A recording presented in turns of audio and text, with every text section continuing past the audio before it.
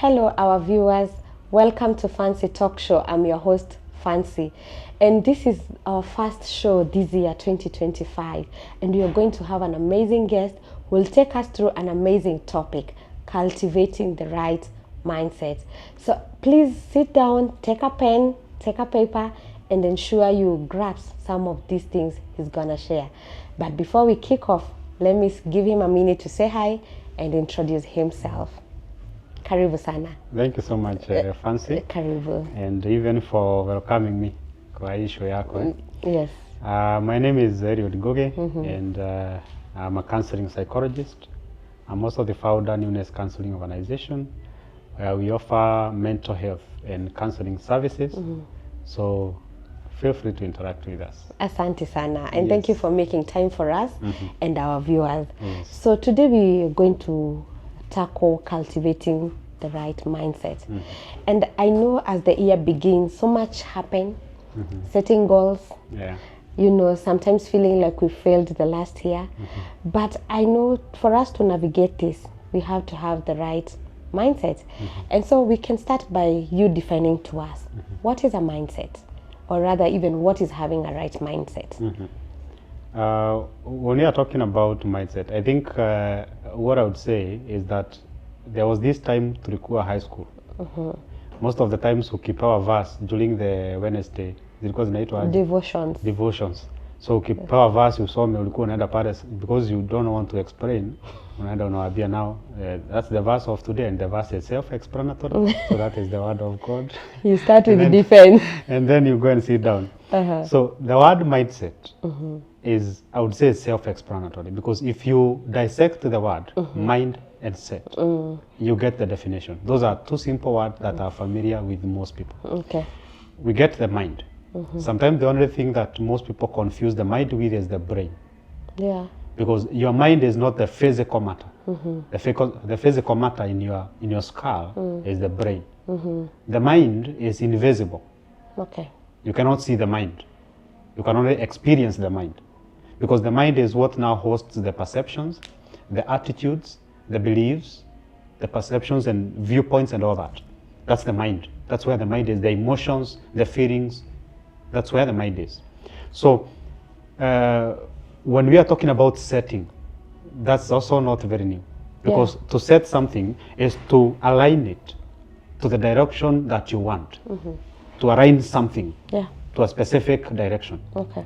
So now what we are talking about today now is aligning this thing called the mind in the direction you want. So that means then that you have to do, because the first work is not aligning, the first work is realigning. Because if you have to reset a mind, then that means that you have to erase a program to put in the new program that you want to run. Just like in a computer. Or even a phone. If you reset your phone, then that means that you take it back to the factory setting. You delete the apps that you've downloaded. You delete the contacts. You delete everything. You make it as fresh as it was. And then now from the point of making it as fresh as it was, then now from there now, from a neutral ground, from a zero, now you start building it up. The only major problem we have with most people is that instead of cultivating the right mindset, they want to build on the previous mindset on top of the other. Just like installing another program in a computer on top of another program. It's going to hang. It's not going to work. You're overloading. Yes, you've overloaded that computer. Just going to hang and stay like that. Most likely it's going to crash. That's why most people's lives are crashing. Okay. Because they are overloading themselves, putting one program after another. So mindset is aligning your perceptions, your meanings, your attitudes, your beliefs in a direction that serves you as an individual. Because there are so many things we are doing, and that's why you see people living lives they don't want, living lives they don't like. Because those lives are a product of an unconscious program in their mind, which has been either installed by the society, and especially by the society, and then they are not aware of that. because we are a product of our thoughts. How you see something fancy does not that mean that that thing is what it is. Because we don't see things as they are, we see things as we are, from our point of view. So if, for example, let me use this phone. If, for example, let's say I asked our cameraman afunge macho, and then hajui ni nini nimechukua, so nishika hii simu and then nifanya hivi, nimwambia aseme ni nini, and then niweze kuificha tu vizuri vyenye hata ona. So most likely ataniambia ni nini based on ile side anaona. So most likely ataniambia inakaa ni kama kitu ya black umeshika, but the moment I turn it ndio ataona ni simu. So when you are looking at something, you are not seeing what it is, you are seeing what you are based on your beliefs and your definitions and your perceptions. Let me give you a good example. In 2020, COVID visited. Yeah. Kasema wacha nitembee Kenya kidogo. Yes. Na ikakuja na tukaiambia karibu. Karibu, hakuna matata. Ikakuja ikatembea kidogo. So COVID happened to everybody. How many are we in Kenya? I don't know. 40 something million. Good. The 47 million of us. COVID happened to everyone. But by the end of the COVID, there are those people who made millions out of it from the crisis. There are others who made nothing. And others actually lost their marriages, others lost their businesses, others became nothing. So there are those who gained and there are those who lost. Yes, from the same situation. So the cause of your loss is not the situation. Yeah. No. Because from the same situation, someone else gained. So we cannot blame COVID for your broken marriage. It has nothing to do with COVID. We cannot blame COVID for the business that failed. We cannot blame COVID because the same COVID made someone else a millionaire. Because this person who became a millionaire, they saw an opportunity in COVID and he decided to see a problem. Sure. Aliangalia akasema, wow, COVID. Na wewe uliona COVID ukasema, COVID. Those are two different people who are going to have two different destinations. Yeah. Two different outcomes. So wewe ulistuka venye uliona COVID, alifurahia venye aliona COVID aliona opportunity. Ndio mimi huyo millionaire. Yeah. COVID. Watu gojeka. The more mnagojeka, the more mimi naana. I'm not talking about the guys who stole the COVID money. I'm not talking about those ones. Yeah. I'm talking about somebody who did a legit business. Genuine business. Genuine business. Yeah. Akauza mask, akaanza kushona mask, akaanza kufanya nini, and today it changed his life. Yes. After COVID iliisha, alikuwa na enough money sasa ya kuachana na kazi ya kutengeneza mask na kuinvest in other businesses. Transition to something because else. COVID imeisha. Yeah. You see? So everything that happens in our lives is not interpreted per what it is. We interpret it from where we are looking at it from. Because our minds, our mindset is what determines the kind of lives that we are going to have. So if you are poor, it has nothing to do with the economy. Yeah. It has nothing to do with the government. Oh, Kasongo, Mubali Naga. That's the song. But it has nothing to do with Kasongo. It has everything to do with you. Because the same morning when you are crying saying the taxes are high, somebody else akokokayad. Yeah. Akona milioni 5 kwa bag. Ananunua gari. Lakini wewe kwa nyumba yako ukilia hata breakfast huna. Hauna. So we cannot blame the external situations. Because so many people are so good at always looking outside. It's because of my girlfriend, it's because of my boyfriend, it's because of my mother, it's because of my past, it's because of this, it's because of that. Shifting responsibility. Of course. You don't want to be responsible for what is happening in your life. And the moment you are not willing to own the problem, you can never own the solution. Because I didn't get myself here, so there's no way I'm going to get myself out of this crisis. You got me here, so it's your responsibility to get me out of this. So if we have to make the best out of this year, the person we were last year cannot show up this year. Because if watu wanasema si ni kuruka mwaka. Kama wewe ni kuruka uliruka mwaka, then you have a problem because you are going to have the same kind of a life you had last year. There will be no difference. Hakuna kitu imechange. It's the same person ameruka mwaka.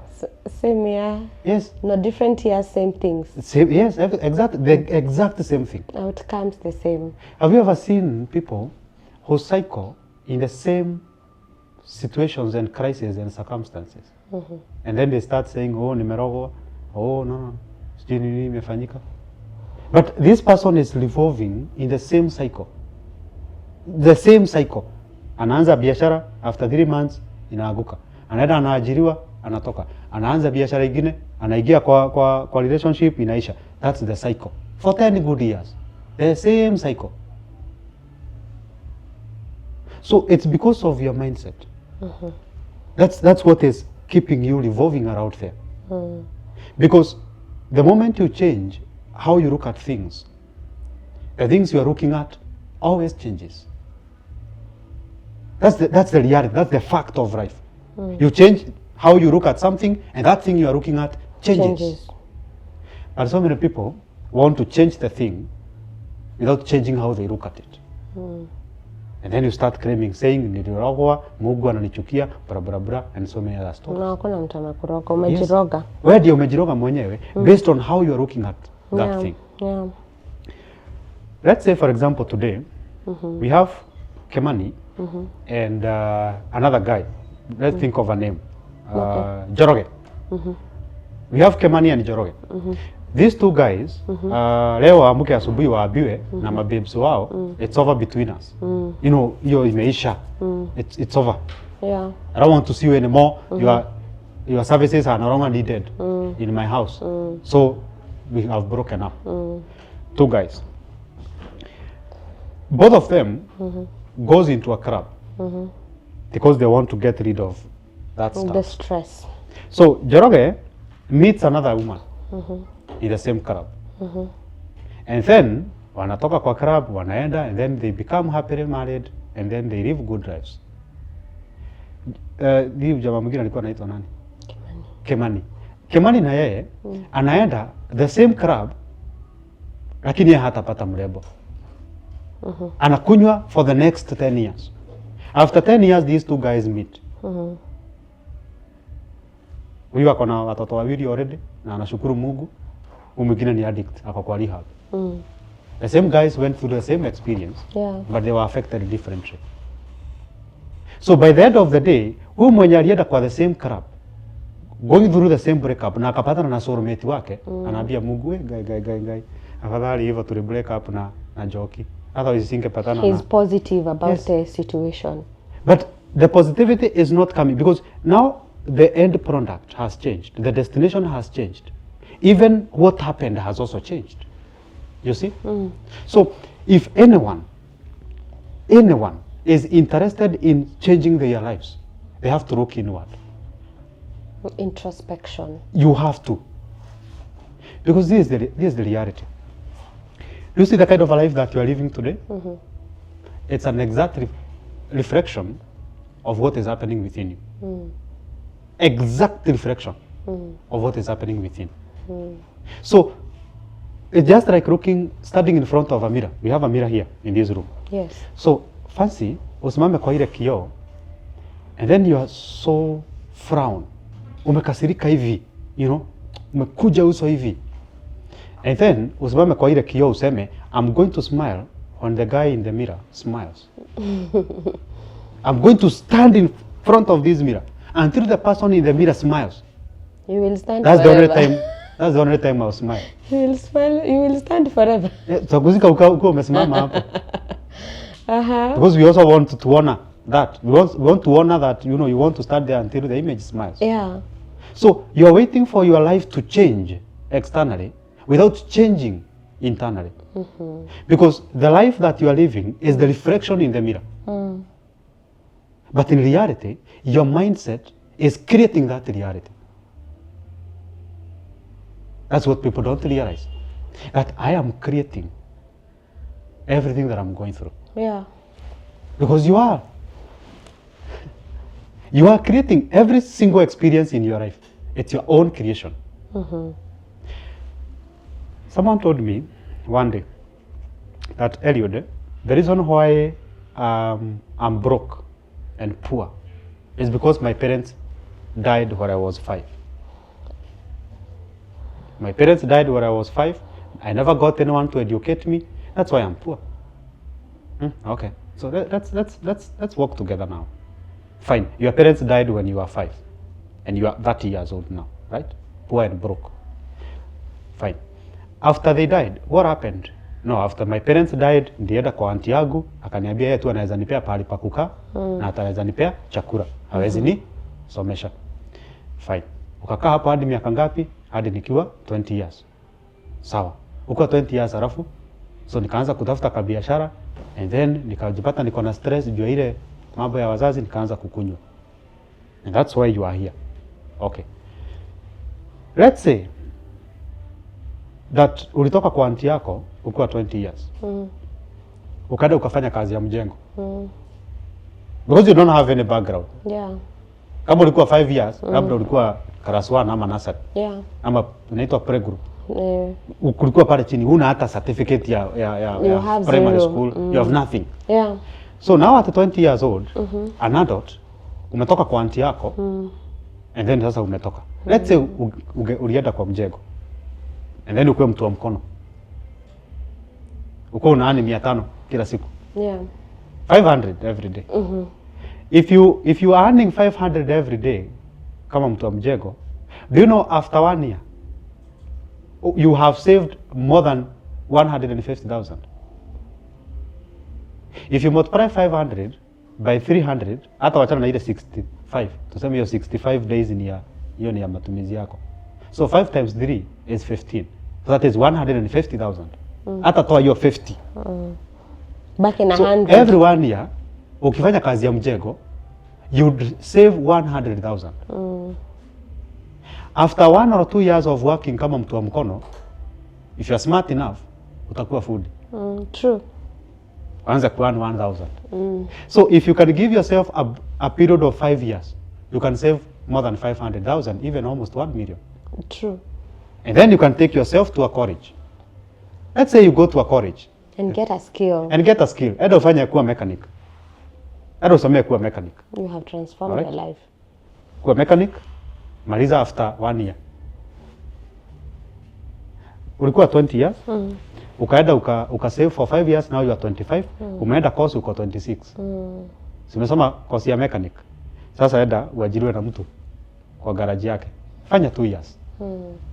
Now you are 28. After these 2 years, accumulate enough funds kuweka garage yako mwenyewe. You know, after 5 years, unaweza kuwa ukiimport magari.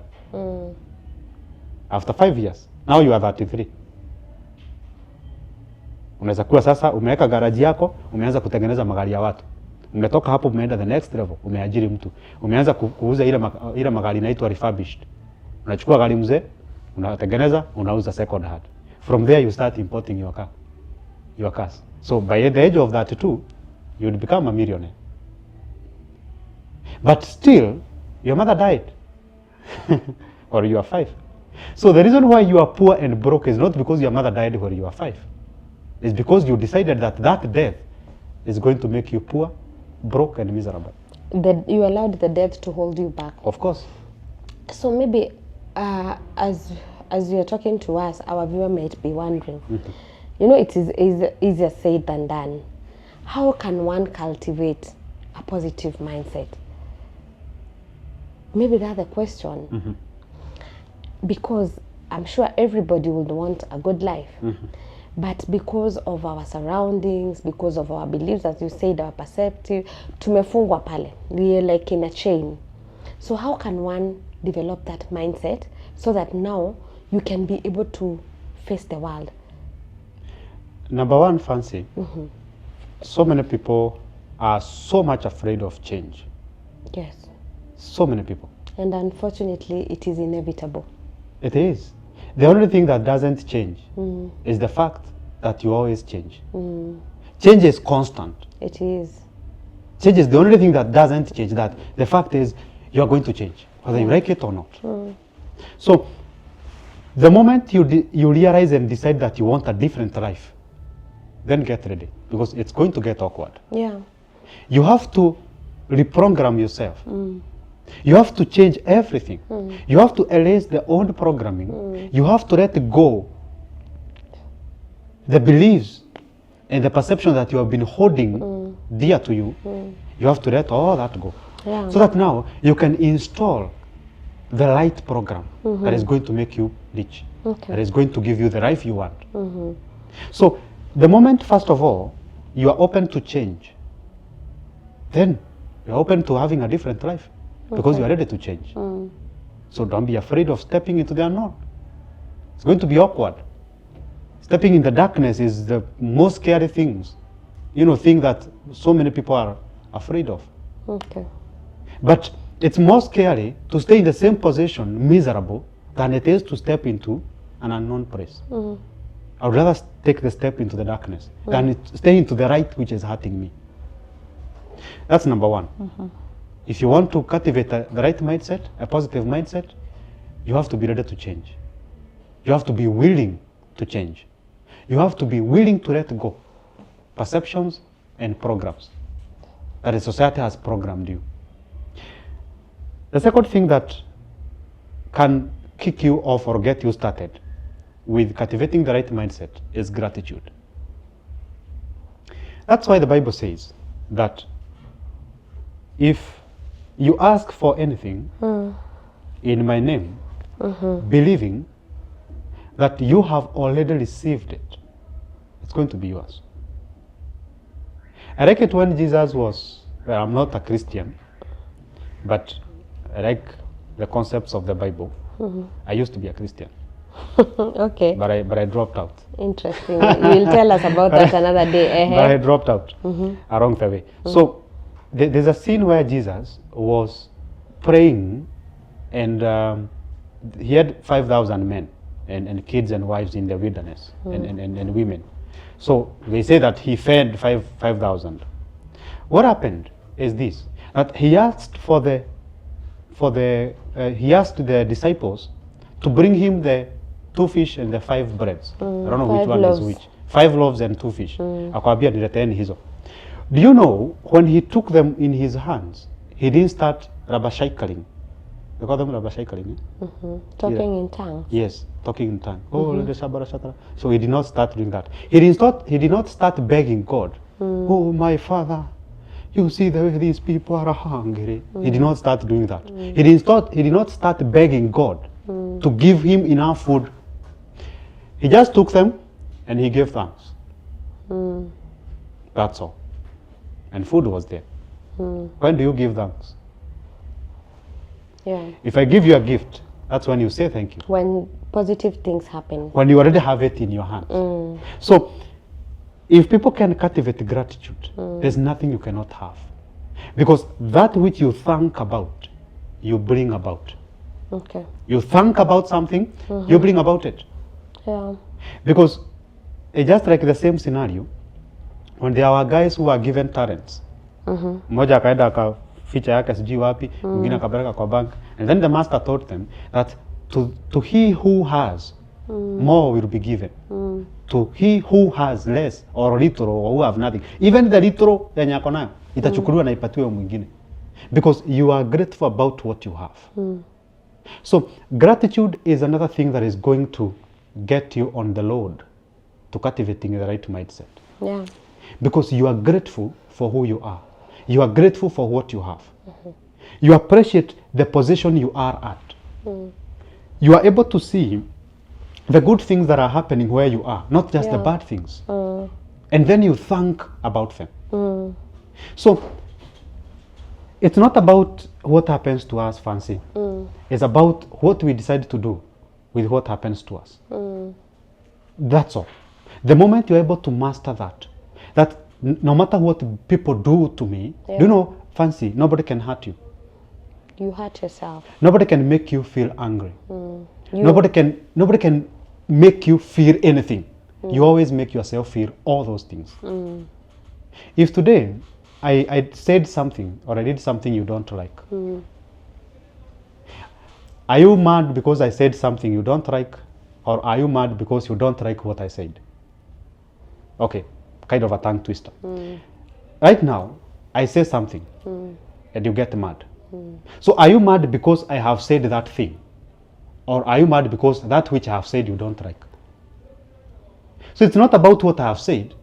It's about your preference and your likes and dislikes. You see? I've just done something and then you interpreted that I don't like this, so it is hurting you. Yeah. If you interpreted it as if this is what I like, it will not have hurt you. Yeah. So if we are going to change how we are seeing our lives, everything is going to change. If we can start by changing within, because everything is happening within you. Nothing is happening out there. Nothing. Okay. Literally nothing. I came to realize the other day when I was going to the office that nothing is real, it's visible to the eyes. That everything you see is not real. Why do you like a car? You have one. Convenience. So the issue is not the car, it's the convenience. It's the convenience I love most. Why would someone be in love with someone else?